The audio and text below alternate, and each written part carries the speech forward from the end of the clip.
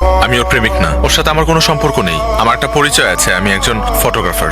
গত 3 দিন আগে ওর সাথে একটা ঘটনা ঘটেছে, খুব বাজে। সেটা হলো যে ও একজনকে ভালোবাসতো এবং সে ভালোবাসার মানুষের জন্য আসলে পালিয়ে গিয়েছে, কিন্তু দুর্ভাগ্যবশত ওর ভালোবাসার মানুষটি ওর সাথে অন্যায় করেছে, ওকে ছেড়ে চলে গেছে। আসেইনি, একা দাঁড়িয়েছিল সেই মানুষটির জন্য। এবং ওই সিচুয়েশনে গত 3 দিন ও আমি ওনাদের বাসায় ছিলাম। ওনার বাবা মা আমাকে নিজের মেয়ের মতো করে রেখেছিলেন। আমারও সময়টার মধ্যে ফুল সাপোর্ট দিয়েছিলেন ওনারা।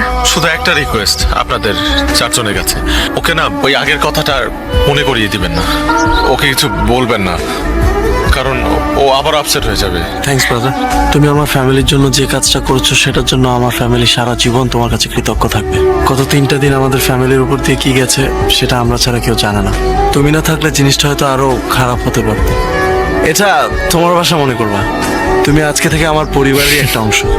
যখন মন চাইবে চলে আসবা।